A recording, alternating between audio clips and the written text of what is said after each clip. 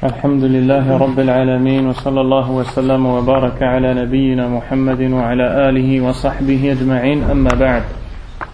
Voici notre 9e cours dans l'étude du livre Mi'ata su'alin wa jawabin fil aqida, 200 questions et réponses dans la croyance, écrit par Hafiz ibn Ahmad ibn Ali al-Hakami rahimahullah ta'ala, qui a pour but d'enseigner aux musulmans la croyance correcte qu'il doit avoir à travers des questions et des réponses.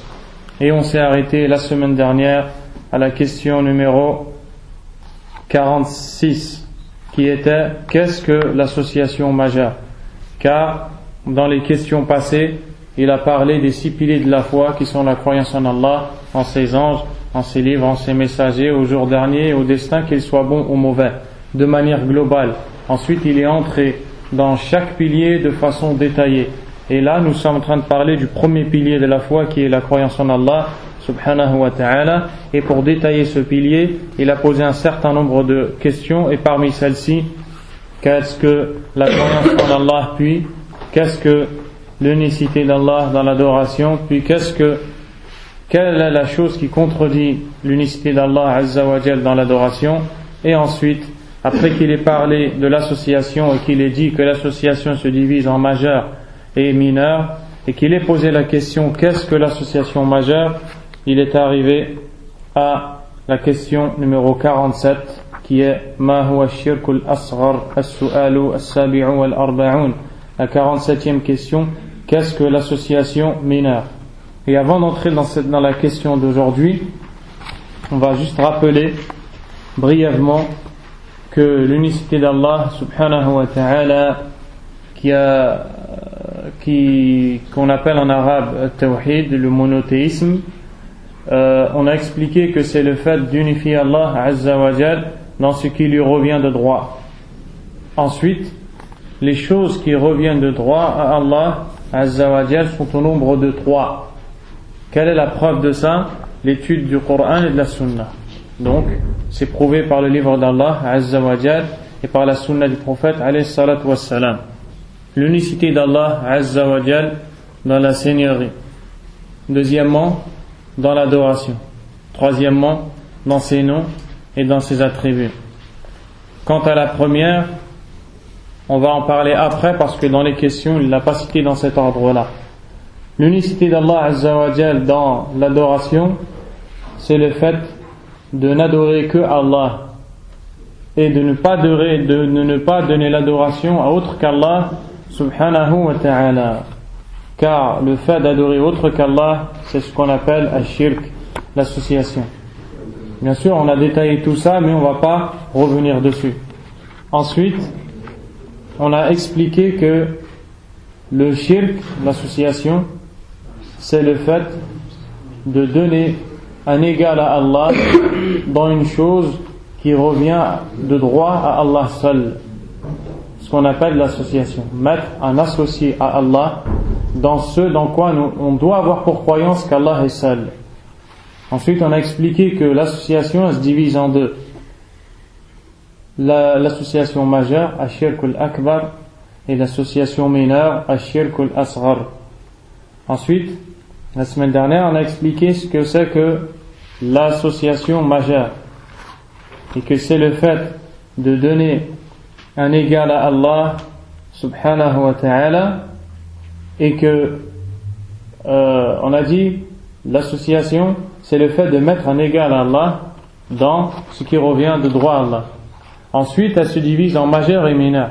L'association majeure, c'est le fait où c'est toute association qu'Allah subhanahu wa ta'ala et que le prophète ont cité dans le Coran ou dans la Sunna qui provoque la sortie de l'islam. Tout shirk qui fait sortir de l'islam, qui rend la personne kafir, mécréante, c'est ce qu'on appelle l'association majeure. Ensuite, on a parlé de ça la semaine dernière. D'accord? Et l'association mineure, c'est ce qu'on va voir maintenant. Donc la question est Ma huwa shirkul asghar? Qu'est-ce que l'association mineure? Al-jawab وهو يسير الرياء الداخل في تحسين العمل المراد به الله تعالى قال الله تعالى فمن كان يرجو لقاء ربه فليعمل عملا صالحا ولا يشرك بعبادة ربه أحدا وقال النبي صلى الله عليه وعلى آله وسلم أخوف ما أخاف عليكم الشرك الأصغر فسئل عنه فقال الرياء ثم فسره بقوله صلى الله عليه وعلى آله وسلم يقوم الرجل فيصلي فيزين صلاته لما يرى من نظر الرجل إليه. Ensuite, donc dans cette question qui est qu'est-ce que l'association mineure, il donne la réponse et il dit que c'est l'ostentation. Il a appelé ça ici la petite ostentation, celle qui a pour but d'embellir l'acte par lequel on ne doit vouloir qu'à Allah Azza wa Jal. L'ostentation, qu'est-ce que c'est? C'est le fait de faire une action, une adoration, comme la prière par exemple, et que lorsque tu vois quelqu'un te regarder, tu t'améliores et tu l'as fait, tu t'appliques et tu l'as fait de la meilleure façon. Pourquoi? Parce que tu vois que quelqu'un te regarde. Tu cherches donc à plaire à l'autre et tu cherches à être connu de l'autre comme étant pieux ou comme étant quelqu'un qui fait une bonne adoration. C'est ce qu'on appelle l'ostentation. En arabe, ça s'appelle ar-riya. Ça s'appelle comme ça parce que ça vient du mot ru'ya. Et ru'ya en arabe, c'est la vue. Et ça s'appelle comme ça parce que le but de la personne, c'est la vue des gens. C'est qu'il se fasse voir de l'autre pour qu'on dise de lui qu'il est une personne pieuse, etc. Ensuite, vous voyez ici qu'il a dit Yasir ar-riya, c'est-à-dire la petite ostentation, car il fait une allusion au fait que l'ostentation elle-même, elle se divise en deux, la grande ou la majeure plutôt et la mineure. L'ostentation majeure, c'est celle qui fait de la personne une associatrice, une mécréante, et c'est celle des hypocrites. Allah Azza wa Jalla a dit quand il parle des hypocrites dans le Coran, yura'una an-nas wa la yadhkuruna Allah illa qalila. Ils cherchent à ce que les gens les voient, ils font de l'ostentation en cherchant à ce que les gens les voient et ils n'évoquent Allah que très peu. Et Allah dans ce verset il parle des hypocrites. Et dans le début du verset il dit innal munafiqina fi ad-darki al-asfali min an-nar. Certes les hypocrites seront dans le plus bas fond de l'enfer. Pourquoi? Parce qu'en vérité ils sont des associateurs, ils sont mécréants. Donc l'ostentation que eux font, c'est l'ostentation majeure qui fait sortir la personne de l'islam. Qu'est-ce que l'ostentation majeure? C'est tout simplement l'hypocrisie, le fait de faire toutes les actions et tous les actes pour que les gens regardent, pour que les gens nous regardent. Et ça fait de la personne une associatrice, une mécréante. Et quant à l'association mineure, ça ne fait pas de la personne une mécréante, mais ça diminue sa foi.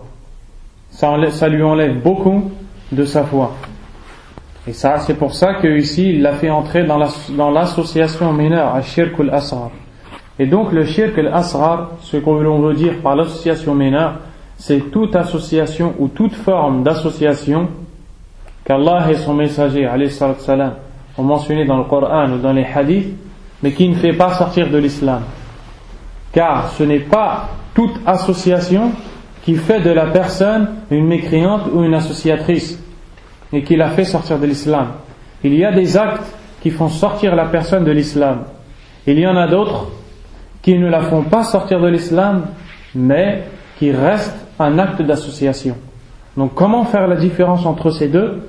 En disant que le premier c'est un acte d'association majeur et le deuxième un acte d'association mineur. D'où vient cette division? De la bouche du prophète sallallahu alayhi wa sallam. Et c'est le hadith qu'il a ramené ici. Premièrement, il a ramené le verset dans lequel il a dit qu'Allah Azza wa Jalla a dit quiconque espère en la rencontre de son Seigneur, qu'il fasse une bonne action et qu'il n'associe rien dans l'adoration de son Seigneur. Donc Allah Azza wa Jalla dans ce verset, il nous dit que celui qui veut rencontrer Allah et qu'Allah l'accepte et qu'Allah soit satisfait de lui, il a deux choses à faire. Il doit faire une bonne action. Et la bonne action, c'est celle qui est en conformité avec la sunna du prophète sallallahu alayhi wa sallam. Il doit faire quelque chose que le prophète a fait, a dit de faire, ou a approuvé, ou a laissé faire les compagnons radiyallahu anhum. Et deuxièmement, quand il fait une action, il ne doit pas vouloir par celle-ci autre qu'Allah subhanahu wa ta'ala, ce qu'on appelle l'ostentation. C'est pour ça que la majorité des savants qui expliquent ce verset disent wala yushrik bi'ibadati rabbih ahada ay la yura'i. Donc dans le verset dans lequel Allah nous dit qu'il n'associe rien dans l'adoration à son Seigneur, c'est-à-dire qu'il ne fasse pas d'ostentation, qu'il ne veuille pas par ses actes plaire à l'autre, mais qu'il ne veuille par ceci ne plaire qu'à Allah subhanahu wa ta'ala. Ensuite, le prophète sallallahu alayhi wa sallam a dit dans le hadith, et ce hadith est rapporté par l'imam Ahmad et autres, le prophète alayhi wa sallam s'adresse aux compagnons radiyallahu anhum et leur dit inna akhwafa ma akhafu alaykum ash-shirkul asghar. La chose dont j'ai le plus peur pour vous, c'est l'ostentation mineure.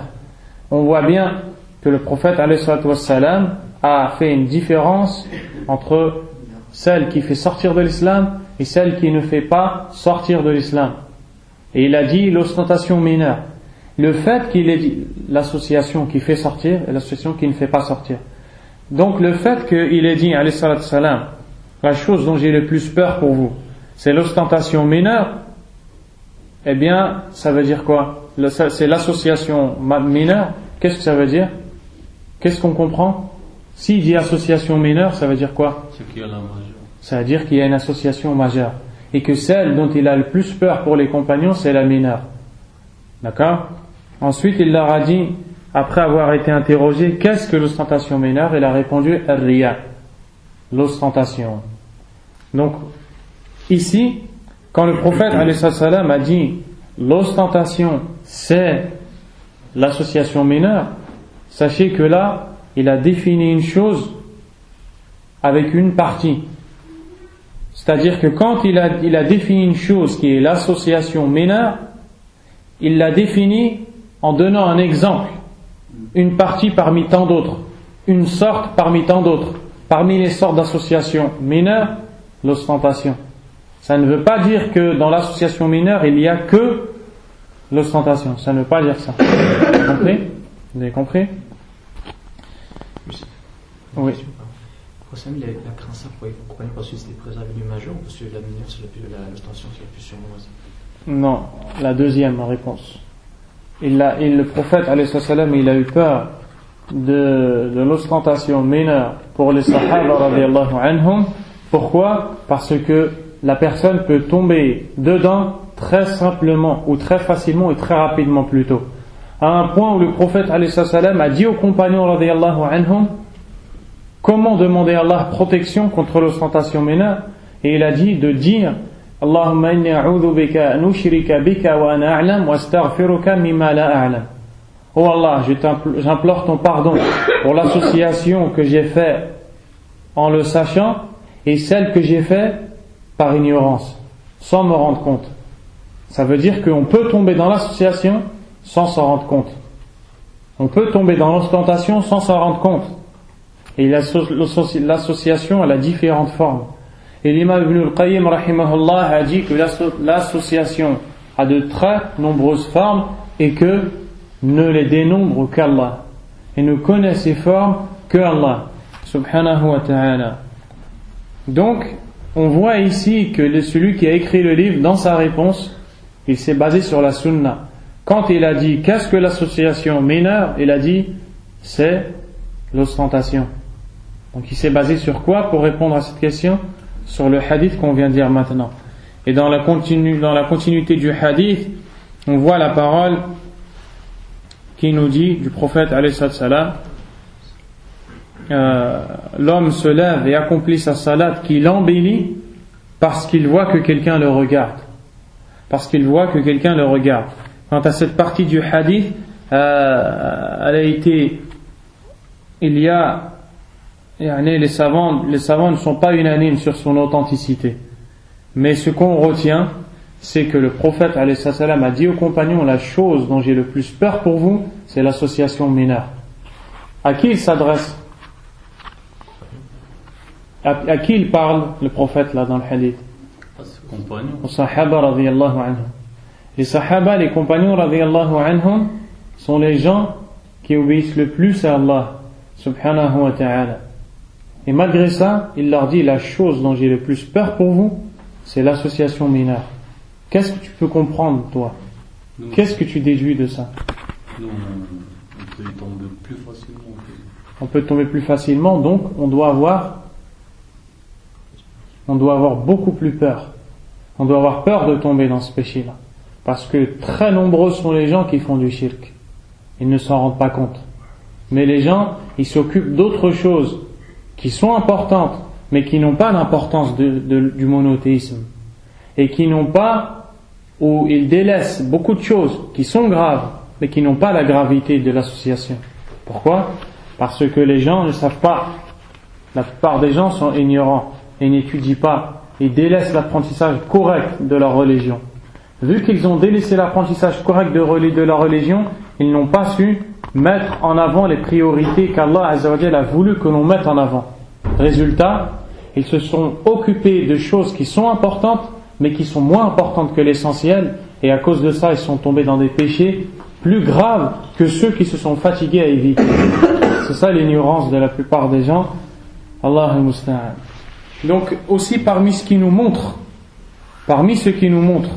que l'association mineure n'est pas que dans l'ostentation, ce que le shirk va dire, وَمِنْ ذَلِكَ الْحَلِفُ بِغَيْرِ اللَّهِ كَالْحَلِفِ بِالْآبَاءِ وَالْأَنْدَادِ وَالْكَعْبَةِ وَالْأَمَانَةِ وَغَيْرِهَا قال صلى الله عليه وعلى آله وسلم لا تحلفوا بآبائكم ولا بأمهاتكم ولا بالأنداد.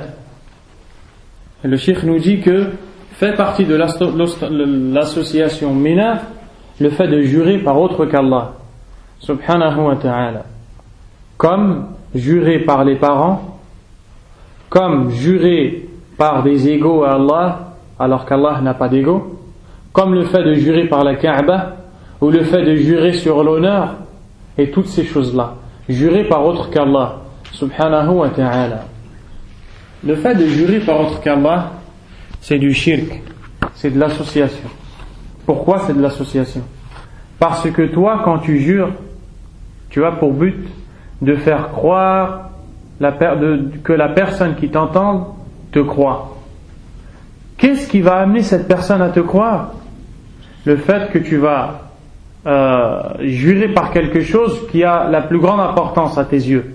Et la personne qui est en face de toi va se dire, s'il a mentionné cette chose qui a la plus grande importance à ses yeux, je le crois. Donc vous voyez, il s'est passé quelque chose dans le cœur là. Qu'est-ce qui s'est passé?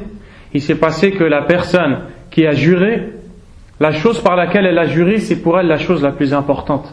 Et la deuxième personne qui l'a cru après qu'elle ait juré, elle s'est dit, vu que c'est la chose la plus importante, je le crois. Et donc, c'est pour ça qu'on ne doit jurer que par Allah, parce que le plus important qu'il y a pour toi, c'est Allah Azza wa Jal. Donc lorsque tu jures par autre qu'Allah, tu as placé un égal à Allah dans le serment. Et ça s'appelle du shirk. Wal'iyadhu billah. Et c'est de l'association mineure et pas majeure. C'est-à-dire que c'est de l'association qui ne fait pas sortir de l'islam, mais qui reste le pire des péchés. Juste en dessous, dans la gravité du shirk majeur. Et vous devez savoir, parce que les gens n'arrivent pas à comprendre, quand on dit que jurer par autre qu'Allah c'est grave, ils ne comprennent pas vraiment, parce que pour eux ce n'est qu'une parole qui sort de la bouche. D'où l'importance de comprendre le tawhid. Et parmi ce qui t'aide à comprendre la gravité de jurer par autre qu'Allah, c'est de savoir que jurer par autre qu'Allah, c'est pire que d'assassiner quelqu'un chez Allah. C'est pire que de voler, c'est pire que de mentir, c'est pire que de manger de l'intérêt, c'est pire que de forniquer. Pourquoi? Pourquoi c'est pire que tous ces péchés-là? Parce que c'est de l'association. Et que lorsque tu voles, tu t'attaques au droit de quelqu'un. Mais lorsque tu jures par autre qu'Allah, tu t'attaques au droit d'Allah. Et le fait de s'attaquer au droit d'Allah subhanahu wa ta'ala est pire que s'attaquer au droit de quiconque parmi les serviteurs d'Allah subhanahu wa ta'ala. Juste de dire juste de jurer par la vie de la mère, du père, la tombe, les yeux du père, de la grand-mère, comme les gens font pour qu'on les croie, c'est pire que tuer quelqu'un. Et ça, on doit le comprendre. Et ce qui montre aussi que les gens ils n'ont pas donné d'importance à ça, c'est que quand ils voient les gens jurer par autre qu'Allah, ça ne leur fait pas d'effet. Ça ne leur fait pas d'effet. Abdullah ibn Mas'ud radiyallahu anhu, le compagnon du prophète alayhi salatu wassalam, qui fait partie des sahaba, des ulama des sahaba, il a dit: La an ahlifa billah fa akdhib afdalu ilayya min an ahlifa bi ghayrillah fa asduq. Il a dit: le fait pour moi de jurer par Allah en mentant est meilleur que de jurer par autre qu'Allah en disant la vérité. Pourquoi? Parce que quand tu jures par Allah et que tu mens, qu'est-ce que tu as fait comme péché? Le mensonge. Quand tu jures par autre qu'Allah en disant la vérité, qu'est-ce que tu as fait comme péché? De l'association. Quel est le pire des péchés? L'association. Regardez les compagnons radiyallahu anhum. Regardez les gens qui ont compris le droit d'Allah, qui est le monothéisme, at-tawhid. Ils ont compris que même si tu jures par autre qu'Allah en mentant, ce qui à la base est une chose qui est interdite et qui ne font pas, est préférable que de jurer par autre qu'Allah en disant la vérité. Voulez-vous une histoire qui va nous détendre un peu et qui nous montre que les gens n'ont pas compris la gravité du shirk? Un jour, un shir était, et c'est une histoire vraie, nous on raconte pas de fausses histoires qui sont basées des rêves ou des contes, etc. Ça c'est des histoires qui sont prises de livres. Mais juste pour vous résumer, je vous dis pas où et je vous raconte pas, mais je vous résume. D'accord? Le shir, il était avec ses élèves, en train de leur enseigner la science du tawhid, du monothéisme. Et en train de leur enseigner que le seul qui a le droit à l'adoration d'Allah, subhanahu wa ta'ala, c'est Allah, azza wa jal. Après un certain temps, les élèves ont dit à ce shir: maintenant, ça suffit. On a compris cette science, on l'a assez étudiée, on voudrait étudier une autre science et passer à autre chose. Il a dit à ses élèves: que pensez-vous de quelqu'un qui a égorgé ou qui a sacrifié une bête en prononçant sur celle-ci le nom d'autre qu'Allah? Au lieu de dire Bismillah, il a dit le nom de quelqu'un d'autre.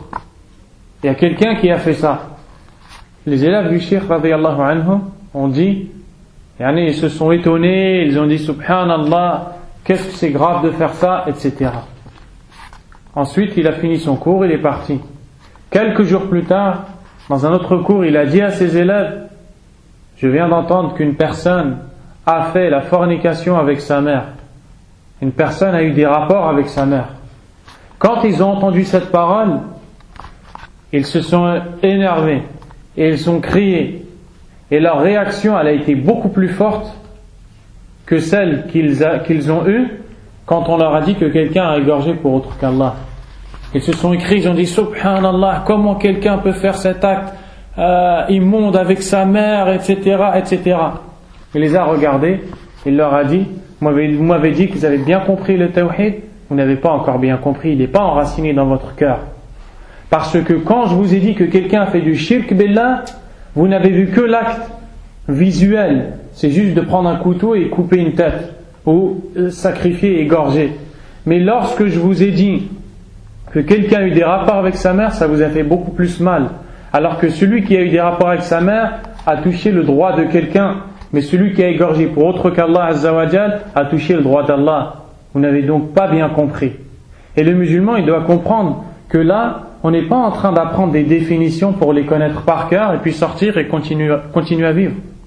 Là, le but de la science, ce n'est pas juste de connaître les définitions et de savoir qu'il y a 3 avis, que le premier avis est telle parole, le deuxième telle. Là, le but de la science, c'est un effet qui est recherché dans la vie de la personne. Et le plus grand effet qu'on doit avoir dans notre vie, c'est l'effet du monothéisme, l'effet du tawhid, l'effet de n'adorer que Allah subhanahu wa ta'ala, et la gravité du shirk. Et ce qui te montre cette chose, c'est qu'Allah azza wa jalla dit à son prophète sallallahu alayhi wa sallam: فَاعْلَمْ أَنَّهُ لَا إِلَهَ إِلَّا اللَّهُ وَاسْتَغْفِرْ لِذَنْبِكَ. Sache donc que nulle divinité n'a le droit à l'adoration sauf Allah. Il s'adresse à son prophète sallallahu alayhi wa sallam. La question, est-ce que le prophète alayhi wa sallam ne sait pas que le seul qui a le droit à l'adoration c'est Allah? La réponse, il le sait. Il sait très bien. C'est celui qui connaît le mieux Allah parmi les serviteurs d'Allah. Et malgré ça, Allah lui dit encore, sache donc que nul n'a le droit à l'adoration sauf Allah. Qu'est-ce que ça veut dire? Améliore-toi, vis avec cette science, comprends-la, mets-la en pratique tout au long de ta vie et ne cesse jamais de t'améliorer jusqu'à ce que tu rencontres Allah. Et dans le hadith, le prophète alayhi salam, il dit Man mata wa huwa ya'lamu annahu la ilaha illallah dakhala al-jannah. Celui qui meurt tout en sachant que nulle divinité a le droit à l'adoration si ce n'est Allah entrera au paradis. On voit bien que c'est la priorité que le musulman doit avoir. Mais la plupart des musulmans se sont éloignés de cette priorité, malheureusement, ce qui a causé beaucoup de péchés qui entrent dans l'association, comme les gens qui jurent par autre qu'Allah, comme les gens qui insultent Allah, comme les gens qui disent des paroles sans se rendre compte que par cette parole ils peuvent sortir de l'islam. D'où l'importance de comprendre cette chose-là. Le prophète sallallahu alayhi wa sallam a dit La tahlifu bi abaikum wala bi ummahatikum wala bil andad. C'est-à-dire, ne jurez pas par vos pères, ni par vos mères, ni par des égaux que vous donneriez à Allah. Mais par exemple, si un mécréant, on lui dit lui c'est un mécréant, on va pas lui dire de jurer sur son Dieu, et si on lui dit de jurer sur un mécréant, on ne parle pas de jurer par autre que Dieu. Un mécréant, on lui parle de l'islam déjà, pour commencer. Pourquoi? Parce qu'un mécréant, il n'a aucune bonne action. D'accord? Donc, chaque chose a une priorité. Tu viens pas à un mécréant pour lui dire paye la zakat. C'est inutile. Tu viens pas à un mécréant pour lui dire arrête de jurer par autre qu'Allah. Un mécréant, tu viens et tu lui expliques la ilaha illallah. S'il y croit et il entre dans l'islam, tu lui expliques la salat. S'il y croit, tu lui expliques la zakat. Et ensuite, tu lui expliques tout ce qu'Allah lui a ordonné de faire. Et c'est ce que le prophète alayhi salam a enseigné à Mu'adh ibn Jabal. C'est un savant des compagnons.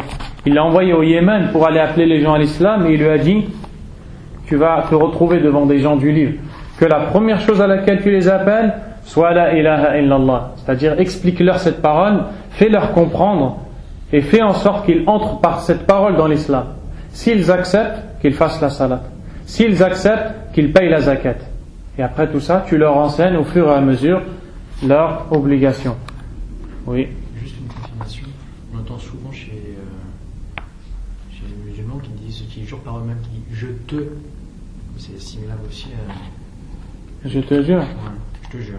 Je te jure que. Lui, il jure par rien. C'est comme. C'est pas pour personne. Je jure par ma propre personne quand je dis je te jure. Non? Allahu a'lam. Celui qui dit je te jure, moi je vois pas qu'il jure par sa propre personne. Faut voir. Allahu a'lam, je ne sais pas. Voilà. C'est ça que.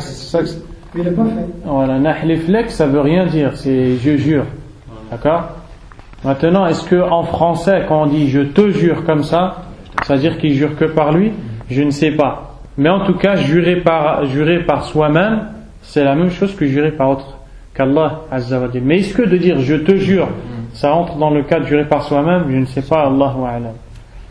قال صلى الله عليه وعلى آله وسلم لا تقولوا والكعبة ولكن قولوا ورب الكعبة. Le prophète alayhi salam a dit ne dites pas je jure par la Kaaba, mais dites je jure par le Seigneur de la Kaaba. Il y a beaucoup de gens qui jurent par la Kaaba.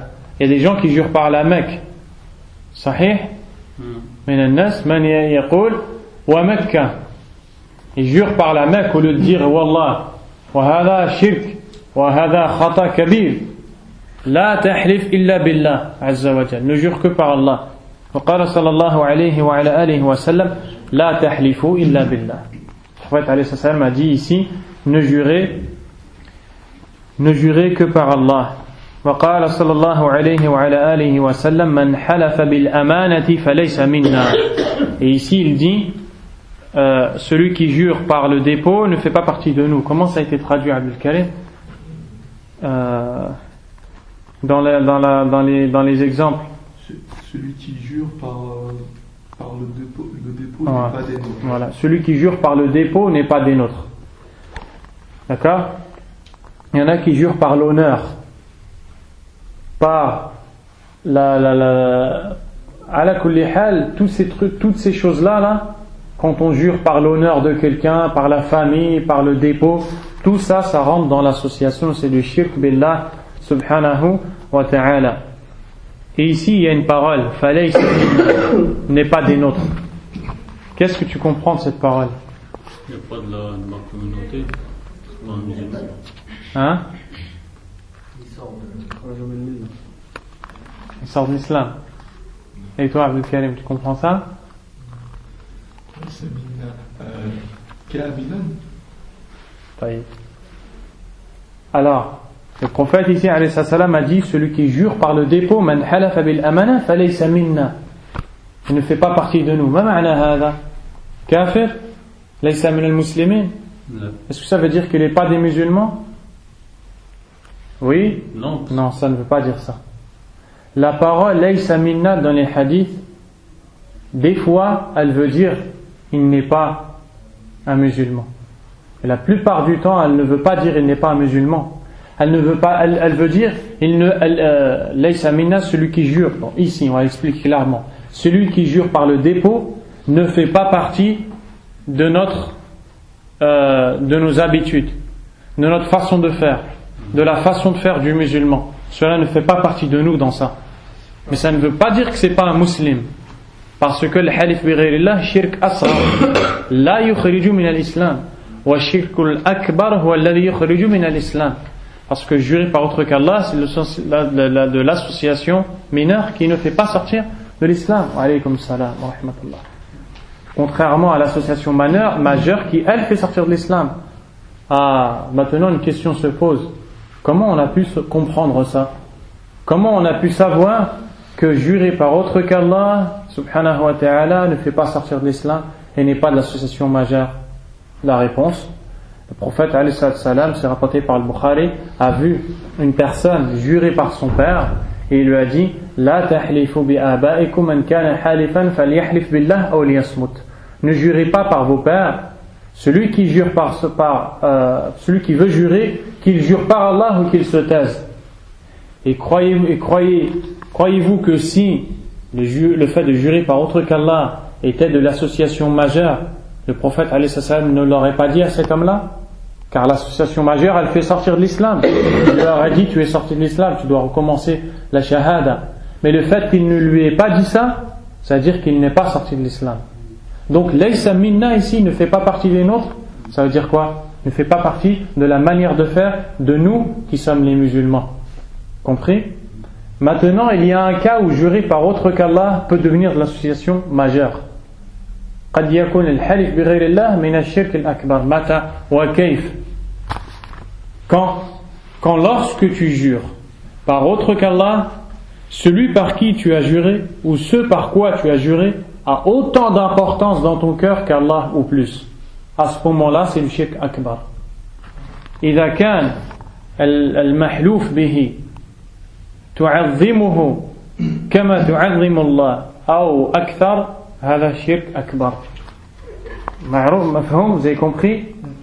Mais à la base, les gens qui jurent par autre qu'Allah, la chose sur laquelle ils ont juré n'a pas dans leur cœur la même importance qu'Allah Azza wa Jal. Mais si ça arrive, ça sera du shirk akbar. Et à ce moment-là, falaysa minna ici voudra dire il ne fait pas partie des musulmans. Vrai? Clair? Donc, pour vous résumer tout ça, retenez une chose. الشرك الحلف بغير الله شرك أصغر. Jurer par autre qu'Allah, c'est de l'association mineure. Et dans un cas, il peut devenir majeur, et on vient de le citer. ومن الشرك الأصغر قول ما شاء الله وشئت. Et il y a aussi une parole qui fait partie de l'association mineure, c'est de dire ما شاء الله وشئت. C'est-à-dire, Allah et toi ont voulu cette chose. Et la preuve c'est قال النبي صلى الله عليه وعلى آله وسلم للذي قال له ذلك قال له ما شاء الله وشئت أجعلتني لله ندا Bal ma sha'Allahu wahda. Un homme a dit au prophète alayhi salatu wassalam, voici une chose qu'Allah et toi avez voulu. Le prophète alayhi salatu wassalam s'est énervé, il l'a arrêté et lui a dit, as-tu fait de moi un égal à Allah? Comment il a fait de lui un égal à Allah? En disant, toi et Allah avez voulu. Le prophète lui a dit, bal ma sha'Allah wahda. Mais non, voici une chose que seul Allah a voulu. Donc on ne doit pas aussi mettre la volonté d'Allah avec la volonté d'autre que lui. Au contraire, on doit la détacher. Wa minhu. C'est la condition. Non. La condition, c'est qu'elle je veux si Allah le veut. Ouais. Est-ce que c'est... Ça arrive tout de suite là. Tout de suite ça arrive. Wa minhu qawl lawla Allah wa ant wa ma li illa Allah wa ant wa ana dakhilun ala Allah wa alayk wa nahwu dhalik. Et aussi il nous a ramené des paroles qui entrent dans ça. Le fait de dire si ce n'était Allah et toi. Par exemple, quelqu'un il a failli mourir, d'accord? Allah Azza wa Jal, il a envoyé des asbab, il a envoyé des causes. Et toi, tu es venu, tu as été la cause pour le sauver de la noyade ou de l'agression, etc. Il a failli mourir, tu l'as sauvé par la permission d'Allah. Alors il se met à dire, si ce n'était pas Allah et toi, je serais mort. Et bien là, qu'est-ce qu'il a fait? Il a mis Allah et toi dans le même rang. Par exemple, aussi celui qui dit Mali illallah wa ant, quelqu'un qui est pauvre et qui vient te demander de l'aide. Il te dit, je n'ai pour m'aider qu'Allah et toi. Ça aussi, c'est du shirk. Et c'est du shirk asghar. Très courant. Et c'est très courant. Et c'est très courant. Taïb. Maintenant, là, ce que le frère il a dit, hafizahullah, ça arrive tout de suite. Quelle est la solution? Premièrement, ici, le prophète alayhi salam, qala sallallahu alayhi wa ala alihi wa sallam, la taqulu ma sha'a Allah wa sha'a fulan, walakin qulu ma sha'a Allah thumma sha'a fulan. Donc le prophète alayhi salam, il a dit, ne dites pas Allah a voulu, voici ce qu'Allah a voulu, et un tel aussi. Mais plutôt dites, voici ce qu'Allah a voulu, puis un tel. Il y a une différence entre dire ma sha'a Allah wa sha'a fulan, ma sha'a Allah thumma sha'a fulan. Farq. Ma sha'a Allah wa shi't shirk. Ma sha'a Allah thumma shi't laysa bi shirk. C'est le waouh qui pose problème. En fait. Exactement. C'est le waouh qui pose problème. Le fait de dire et, ça pose problème. D'accord? قال أهل العلم ويجوز لولا الله ثم فلان ولا يجوز لولا الله وفلان. Les savants ont dit, il est permis de dire si ce n'était pas Allah, en vérité le vrai français, n'eût été Allah et un tel. Mais on va dire, si ce n'était pas Allah et un tel, ça c'est interdit de dire. Mais plutôt on doit dire,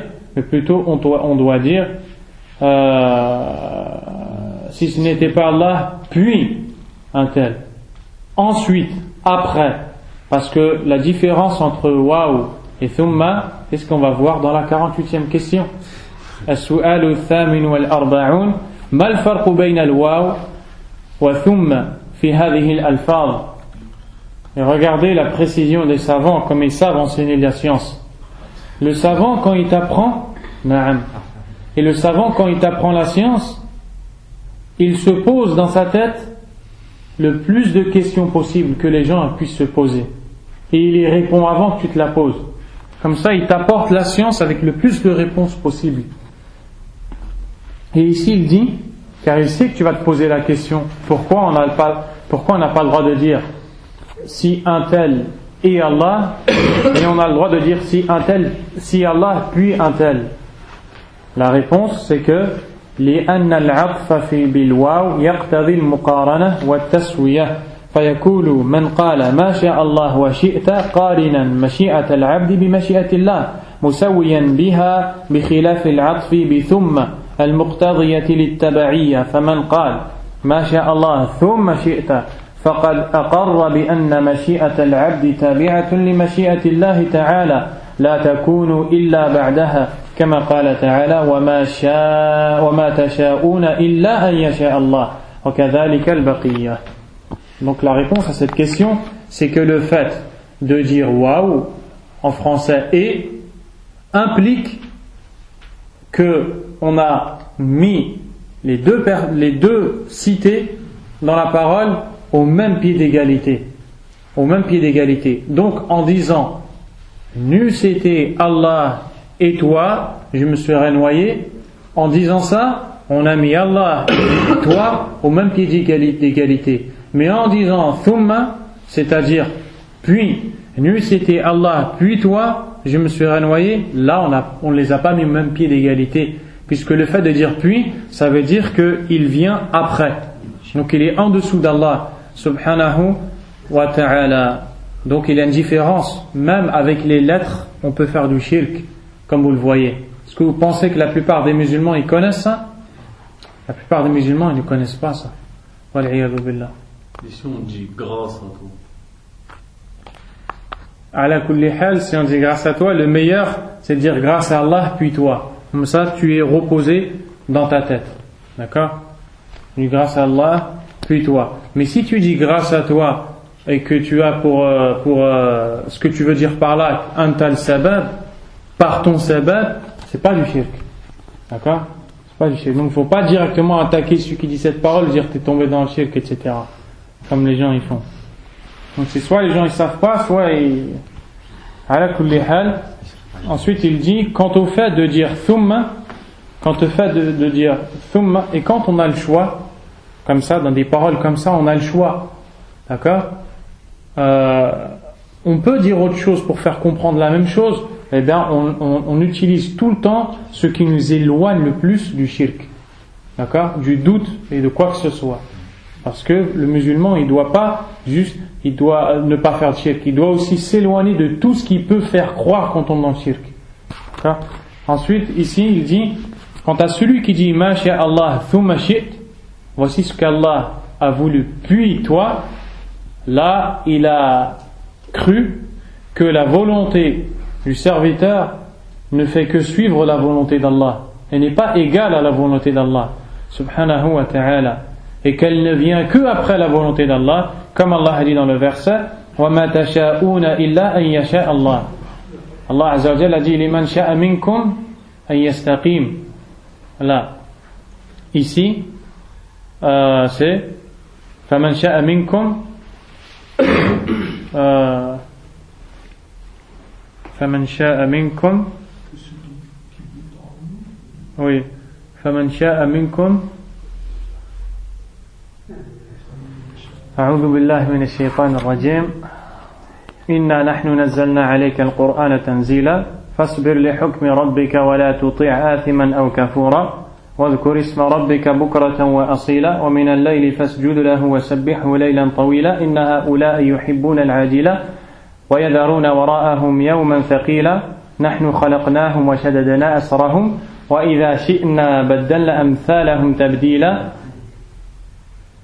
إن هذه التذكرة فمن شاء منكم نعم فمن شاء منكم الله المستعان. Voyez comment l'homme il est faible. Prends-moi un mushaf. فمن شاء منكم. Non, c'est pas فليستقيم. Hein? اتخذ. C'est pas اتخذ, c'est presque ça. Je vais regarder dans le mushaf.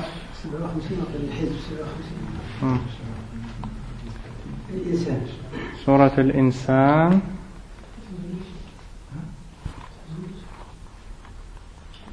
طيب إن شاء الله.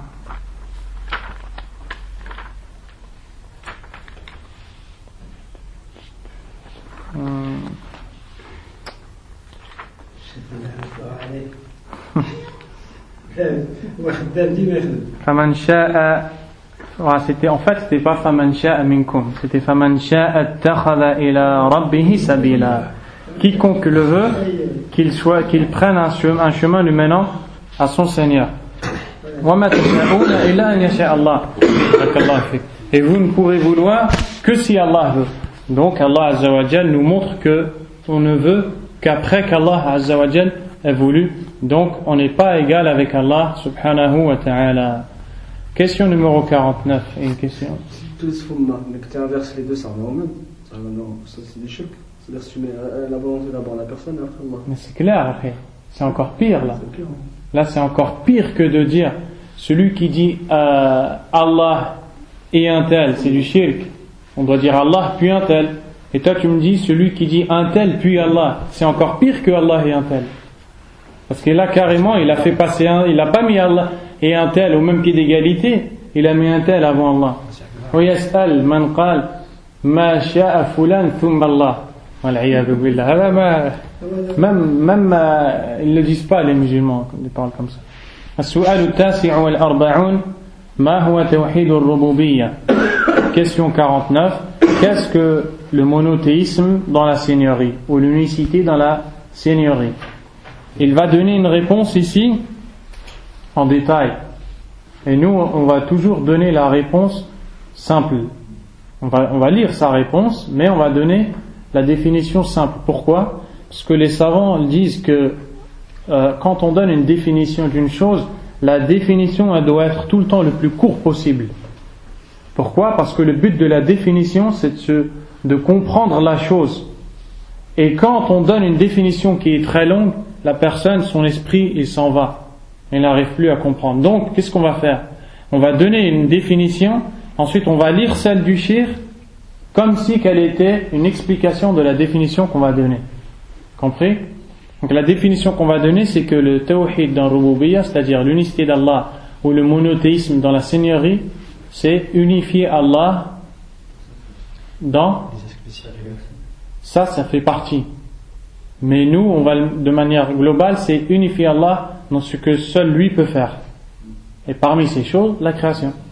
D'accord? Ifradullah bi af'alihi al-mukhtassati bihi. Unifier Allah Azza wa Jal dans les choses que seul lui est capable de faire. Puis ensuite, tout ce que tu vas me citer comme exemple parmi les choses que seul Allah Azza wa Jal peut faire entrera dans le monothéisme, dans la seigneurie, et entrera dans ce qu'on appelle la seigneurie. D'accord? Donc lorsqu'on dit Allah est le Seigneur de l'univers, on veut dire par là toutes ces choses-là, qu'il est le seul à les faire dans l'univers. Al-jawab huwa al-iqrar al-jazim بأن الله تعالى رب كل شيء ومليكه وخالقه ومدبره والمتصرف فيه لم يكن له شريك في الملك ولم يكن له ولي من الذل ولا راد لأمره ولا معقب لحكمه ولا مضاد له ولا مماثل ولا سمي له ولا منازع في شيء من معاني ربوبيته ومقتضيات أسمائه وصفاته. Donc on voit que ici il dit que le monothéisme dans la seigneurie, le monothéisme, l'unicité d'Allah Azza wa Jalla dans la seigneurie, qu'est-ce que ça veut dire? C'est le fait d'avoir pour conviction ferme, donc dans le cœur, qu'Allah subhanahu wa ta'ala est le Seigneur de toutes choses et celui qui possède toutes choses, alladhi yamliku kulla shay, celui à qui appartient chaque chose, celui qui a créé toutes choses et celui qui organise et qui gère, administre tout ce qui se passe et celui qui se conduit comme il veut seul dans ce monde. Il n'a pas d'associé dans sa royauté et il n'a pas d'allié pour le protéger de l'avilissement ou d'être abaissé. Personne ne peut rejeter son commandement ou ne peut rattraper son jugement. Personne ne peut le contredire, subhanahu wa ta'ala, ou faire autre que ce que lui a décidé. Personne n'est semblable à lui, personne n'a un nom égal à celui d'Allah, personne ne peut prendre une chose que seul Allah a, subhanahu wa ta'ala. Toutes ces choses-là, c'est les détails de la définition première qu'on a donnée. Tawhid al-Rububiyyah wa ifradullah, ay Allah wahdahu fi af'alihi. Allah est seul dans ses actions. Wa min hadhihi al-af'al, et parmi ses actions, al-khalq. Fala yakhluqu illa Allah. Al-rizq, الرزق لا يرزق إلى الله. التدبير لا يدبر الأمور إلى الله. الشفاء لا يشفي إلى الله. الهداية لا يهدي إلى الله. لا يعطي لا يمنع إلى الله. لا ينفع ولا يضر ولا يضل ولا يعلم وكذا إلا الله عز وجل. Toutes les choses que seul Allah subhanahu wa ta'ala est capable de faire. Après ça, il nous a cité plusieurs versets qui nous montrent ce type de monothéisme qui est la seigneurie. قال الله تعالى الحمد لله الذي خلق السماوات والأرض وجعل الظلمات والنور الآيات بل السورة كلها أي سورة الأنعام كلها في توحيد الربوبية أو أكثرها. Donc ensuite il nous dit la parole d'Allah dans Surat Al-An'am où Allah dit Alhamdulillah, la louange est à Allah, celui qui a créé les cieux et la terre et qui a assigné les ténèbres et la lumière, c'est-à-dire qui a créé les ténèbres et la lumière. Et toute cette sourate, ou la plupart de cette sourate, nous parle des choses que seul Allah Azza wa Jalla est capable de faire. وقال تعالى الحمد لله رب العالمين وقال تعالى قل من رب السماوات والأرض قل الله قل أفاتخذتم من دونه أولياء لا يملكون لأنفسهم نفعا ولا ضرا قل هل يستوي الأعمى والبصير أم هل تستوي الظلمات والنور أم جعلوا لله شركاء خلقوا كخلقه فتشابه الخلق عليهم قل الله خالق كل شيء وهو الواحد القهار. Allah dit dans ce verset à son prophète sallallahu alayhi wa sallam, dit qui est le Seigneur des cieux et de la terre, dit c'est Allah. Dit allez-vous prendre en dehors de lui des alliés, c'est-à-dire après que vous ayez entendu qu'il est le seul à gérer les cieux et la terre, à faire descendre la subsistance dans les cieux et la terre, le seul qui guide, qui égare, le seul qui donne, qui prend, le seul qui est capable de vous sortir de vos calamités, de vous guérir de vos maladies, de vous donner ce dont vous avez besoin, le seul qui est capable de faire tout ça. Après avoir compris et entendu ça, allez-vous prendre autre que lui comme allié dans quoi? Dans l'adoration, dans Tawhid al-Uluhiyya, dans l'unicité qu'on doit avoir pour lui dans l'adoration. Donc là on vient de comprendre une chose. À quoi sert Tawhid al-Rububiyya? La réponse, à quoi sert ou quel est le résultat de la croyance que le seul qui fait ces choses-là est Allah subhanahu wa ta'ala? Na'am, exactement. Puisqu'on a cette croyance-là, on doit avoir pour croyance que en résultat, le seul à mériter l'adoration c'est Allah subhanahu wa ta'ala. Voilà pourquoi Allah Azza wa Jalla a dit dans Surat Al-Baqarah Ya ayyuhan nas u'budu rabbakum alladhi khalaqakum. Ô vous les hommes, adorez votre Seigneur qui vous a créé. Ensuite Allah il a cité un certain nombre de choses qu'il est le seul à faire, pour prendre ces choses-là pour preuve qu'il est le seul à avoir l'adoration. Il dit alladhi ja'ala lakumul arda firasha, celui qui a fait pour vous de la terre un lit, was samaa binaa, et du ciel une construction, wa anzala minas samaa'i ma'an fa akhraja bihi minath thamarati rizqan lakum, et du ciel il a fait descendre une eau de laquelle il a fait sortir pour vous des fruits en subsistance pour vous. Fala taj'alu lillahi andada wa antum ta'lamun. N'attribuez donc pas à Allah des égaux alors que vous savez. Des égaux en quoi? Et qu'est-ce que vous savez? N'attribuez donc pas à Allah des égaux dans l'adoration alors que vous savez qu'il est le seul à faire ces choses-là. Donc puisque vous avez pour croyance que le seul qui a créé et qui a donné la subsistance est Allah, vous devez avoir pour croyance que le seul qui doit avoir l'adoration c'est Allah subhanahu wa ta'ala. Donc on comprend aussi que le fait de croire que le seul qui a donné la subsistance ou qui a créé et qui a géré toutes ces choses-là ne suffit pas pour faire de toi un croyant. الذي يؤمن بأن الله خالق كل شيء فقط لا يكفي حتى يكون مؤمنا. Ça ne suffit pas pour faire de lui un croyant. La plus grande preuve de ça, qu'est-ce que c'est? Quraysh, qu'est-ce qu'il y a Quraysh? Hein? T'as fait toutes les divinités une seule. Naam. Quraysh, eux, ils savent que le seul qui a créé les cieux et la terre c'est Allah. يعرفون هذا. خالق السماوات والأرض هو الله. قريش يعرفون هذا. Allah Azza wa Jalla a dit dans plein de versets قل ولئن سألتهم من خلق السماوات والأرض لا يقولون الله. Si tu leur demandes qui a créé les cieux et la terre, ils te répondront c'est Allah. Donc ils savent que Allah a créé les cieux et la terre. Et malgré ça, Allah Azza wa Jal kayfa sammahum, comment il les a appelés? Mushrikoun, les associateurs. Donc la croyance en Allah et qu'il est le créateur et l'administrateur des cieux et de la terre qui a donné la subsistance, ça ne suffit pas pour faire de ça un croyant. Et voici l'erreur de beaucoup de gens qui disent Ashhadu an la ilaha illallah, qui n'ont toujours pas compris ça. Ils pensent que les chrétiens c'est des croyants. Ils pensent que les juifs c'est des croyants. Ils pensent que la personne qui dit je sais que Dieu est au-dessus du ciel, c'est un croyant. C'est faux. Ça, maintenant vous avez bien compris cette chose-là, Inch'Allah. Donc ensuite, dans la suite du verset, Allah Azza wa Jal, il dit à son prophète alayhi salam de dire à ces gens-là, puisque vous savez qu'Allah est le seul à faire toutes ces choses-là, comment allez-vous prendre un allié autre que lui?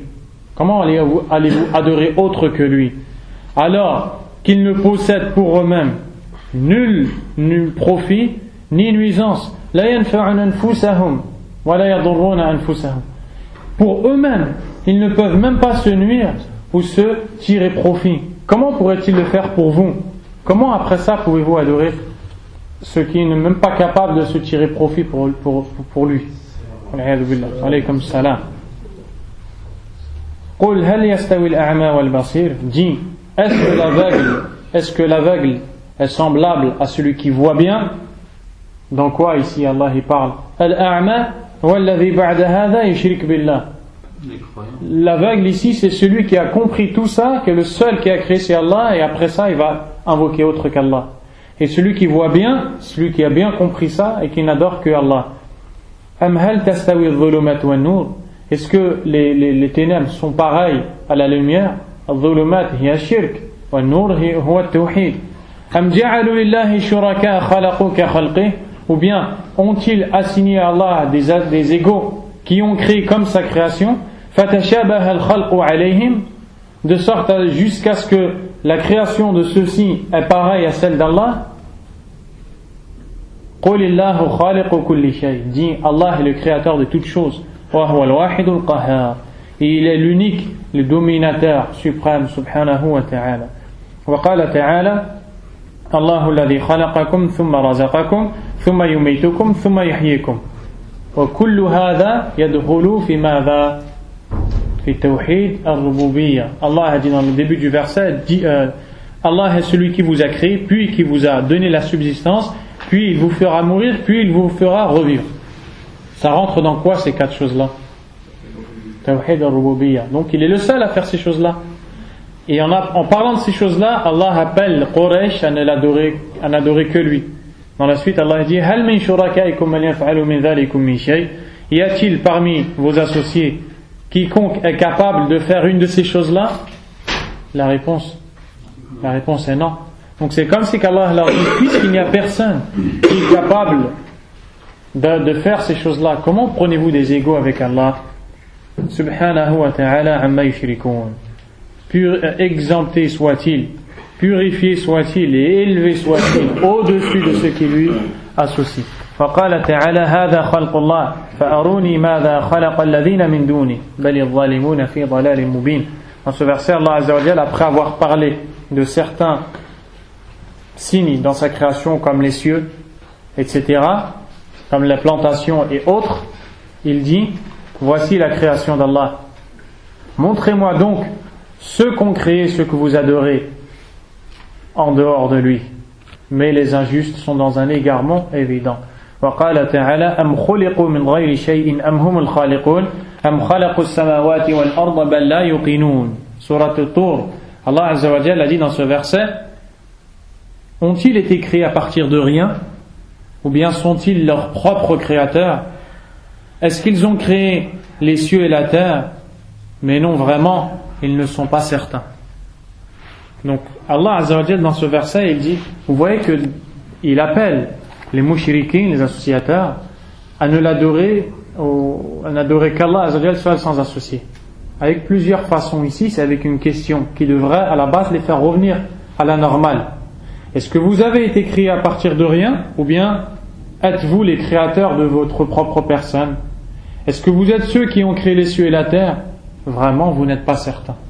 Ce verset-là, il a fait convertir Jubayr ibn Mut'im radiyallahu anhu, qui à l'époque était c'est un compagnon, à l'époque il était associateur.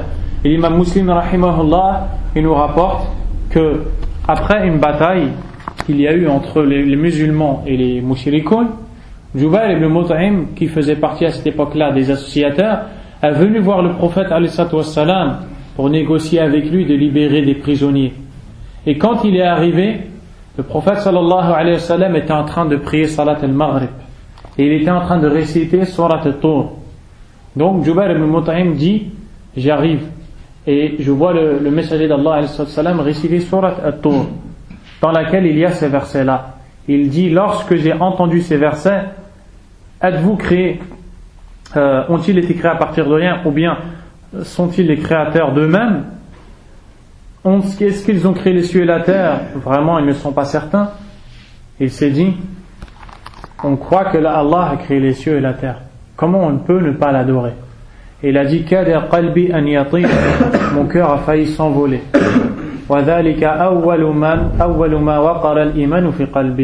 Et ce fut le premier instant dans lequel la foi a pénétré mon cœur. وقال تعالى رب السماوات والأرض وما بينهما فاعبده واصطبر لعبادته هل تعلم له سميا. Regardez, Allah a dit, en parlant de lui-même, il est le Seigneur des cieux et de la terre et de ce qu'il y a entre eux, entre les cieux et la terre.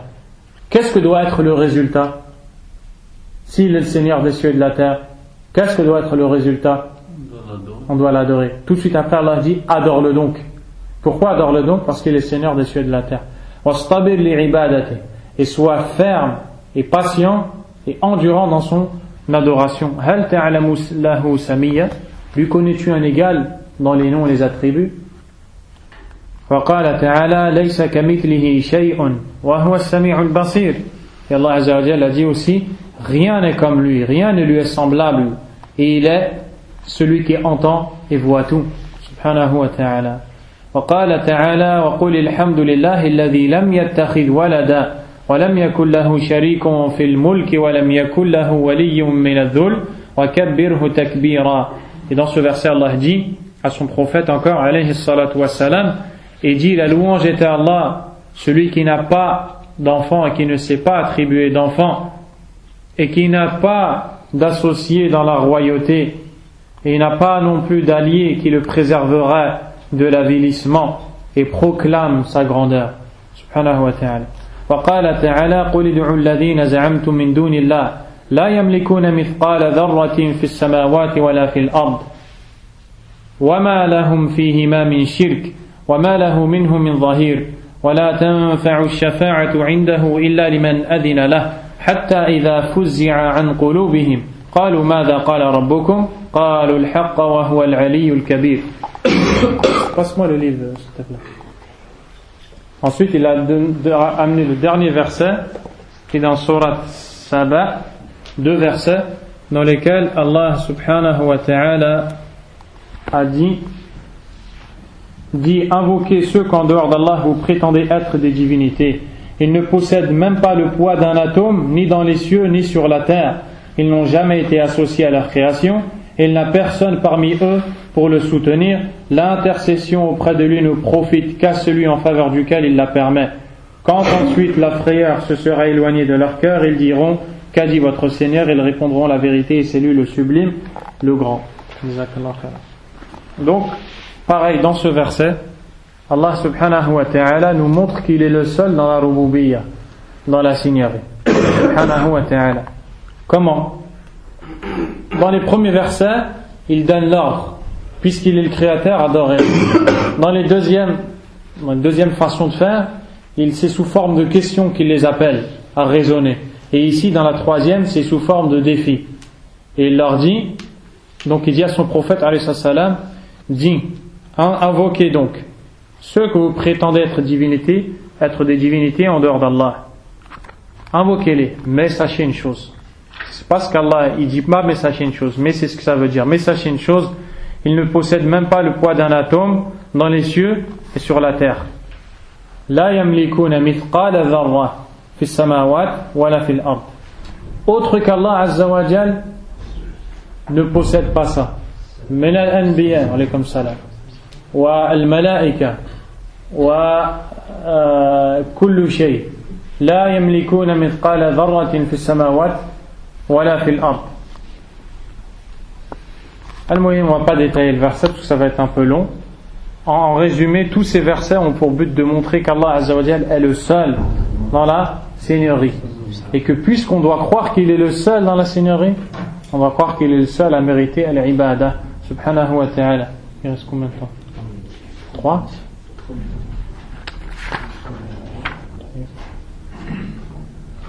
السؤال الخمسون ما ضد توحيد الربوبية. 50e question et on s'arrêtera à celle-ci. On sera arrivé au quart du livre.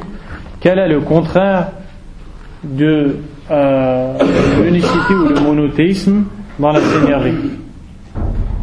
La réponse ici elle est détaillée encore une fois.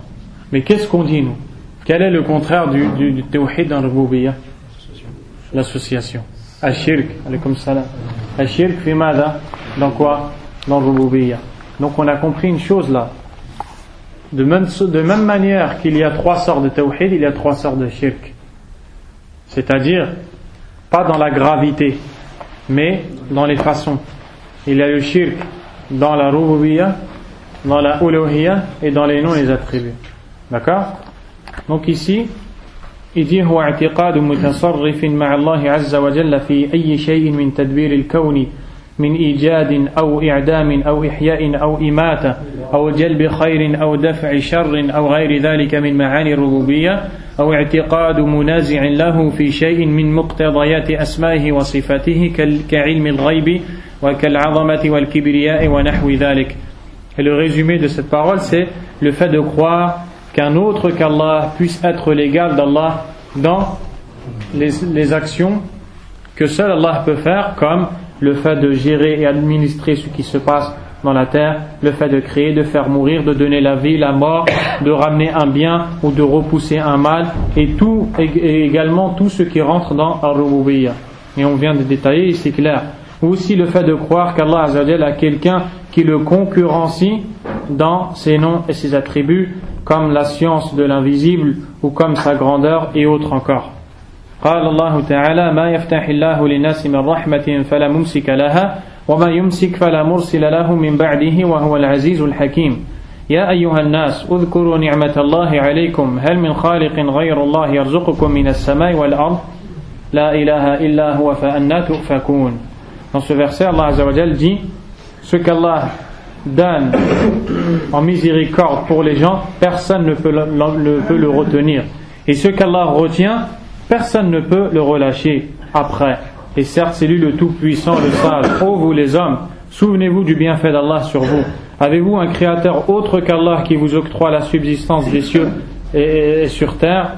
Nulle divinité ne mérite l'adoration à part lui. Comment vous éloignez-vous? Wa qala ta'ala وَإِن يَمْسَسْكَ اللَّهُ بِضُرٍّ فَلَا كَاشِفَ لَهُ إِلَّا هُوَ وَإِن يُرِدْكَ بِخَيْرٍ فَلَا رَادَّ لِفَضْلِهِ. Et si Allah te touche par quelconque nuisance, personne ne peut la dissiper sauf lui, et s'il te veut quelconque bien, personne ne peut repousser sa grâce.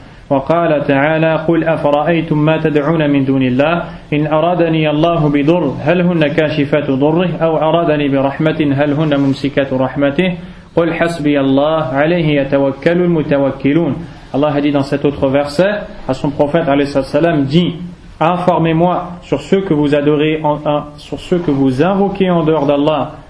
Si Allah me voulait quelconque nuisance, serait-il capable de la dissiper? Ou s'il me voulait quelconque miséricorde, serait-il capable de la retenir? Dis, Allah m'est suffisant, et c'est en Allah que ceux qui placent leur confiance la placent. Et on termine avec ces versets. وَقَالَ تَبَارَكَ وَتَعَالَى وَعِنْدَهُ مَفَاتِحُ الْغَيْبِ لَا يَعْلَمُهَا إِلَّا هُوَ. Et il détient les clés de l'invisible, ne les connaît que lui.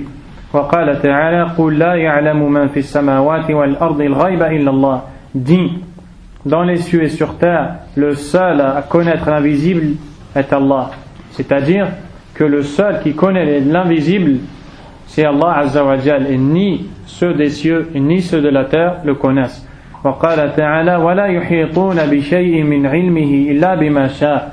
Et dans cet autre verset, Allah Azza wa Jalla a dit et il n'embrasse de sa science que ce qu'il veut.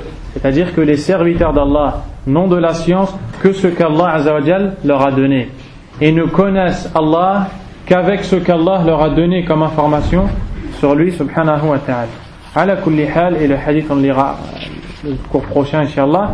Donc, on vient de comprendre ici que le contraire du tawhid al-rububiyya, c'est shirk al-rububiyya, et c'est le fait de croire que autre qu'Allah puisse être égal à Allah dans une des choses que seul Allah peut faire, comme la création, comme donner la subsistance, comme gérer, administrer, et autres encore. Wallahu a'lam, wa sallallahu wa sallam wa baraka ala nabiyyina Muhammadin wa ala alihi wa sahbihi ajma'in. سبحانك اللهم وبحمدك أشهد أن لا إله إلا أنت أستغفرك وأتوب إليك وبارك الله فيكم.